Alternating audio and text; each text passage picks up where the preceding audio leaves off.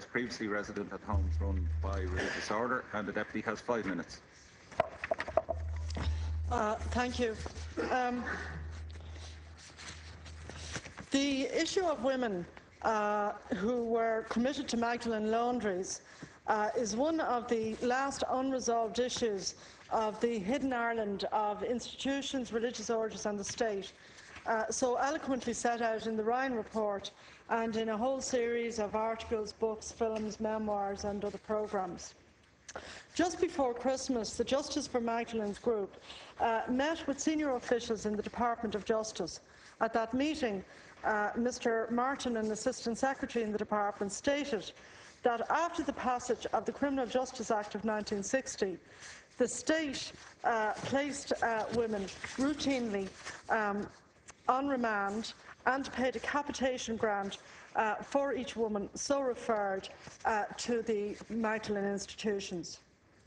I welcome the admission by the Department of Justice to quote that women were routinely referred to various Magdalene asylums via the Irish court system in an arrangement entered into by members of the Judiciary and the 4 religious congregations operating Magdalene laundries in the state. Women were also placed in Magdalene laundries, again in quotes, on probation by the Irish court system, in some cases for periods of up to 3 years. There is a cross-party agreement among significant numbers of members in the Dáil to support the demand by the Justice for Magdalene group that the records relating to all such women and to these institutions should be released.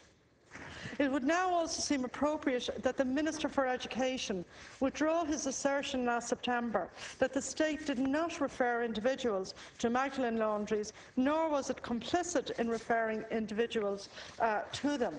I mean, the Department of Justice has come clean. The Department of Education needs to do the same.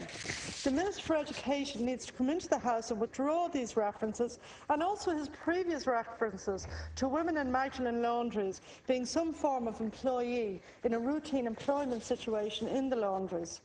There is a need to address the wrong that was done to these women. They need a forum in which to tell their story and recover their history and be acknowledged by the state. Many of the survivors are now elderly, poor and living in very reduced circumstances in Ireland, the United Kingdom and the US, and they are not very numerous. I welcome the fact that the Department of Justice has entered into a serious dialogue with the representatives of these women. The Labour Party brought a bill by my colleague, Deputy Rory Quinn, last July after the Ryan report to address some of the proposals in the all-party resolution which followed the Ryan report. This included a proposal to extend, for the purposes of redress, the age of majority to the then age of majority of 21. This would deal, we believe, with a significant number of the cases. For people under 40 in Ireland, there is almost no memory and no familiarity with the laundries and the other institutions in which women were incarcerated. In many cases, because they were having a child on their own or because they had come otherwise to the attention of the courts. Incarceration in these institutions was in many ways seen by the court system and a kind of doctrinaire Catholic state as a substitute for female imprisonment. I mean, the school I went to, as I've said before, there was a laundry attached to Stanhope Street and the Sisters of Charity that continued, I think, up until the end of the 1960s. And the same is true in other parts of the country.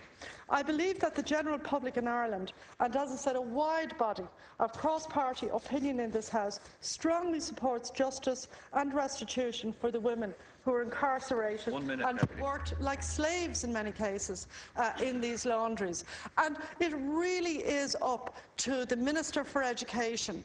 In the Ryan report and in many of the other reports, the Department of Education had a pivotal role in committing people to institutions. Now, we've learned a lot from Ryan and from Murphy, and we have one small step to go, a series of small steps to go, in relation to the legacy of the Magdalene laundries. I think the Department of Justice is beginning on the right road, and I think the challenge is for the Department of Education and the Minister for Education to come in here, do the same, and remedy this historic wrong.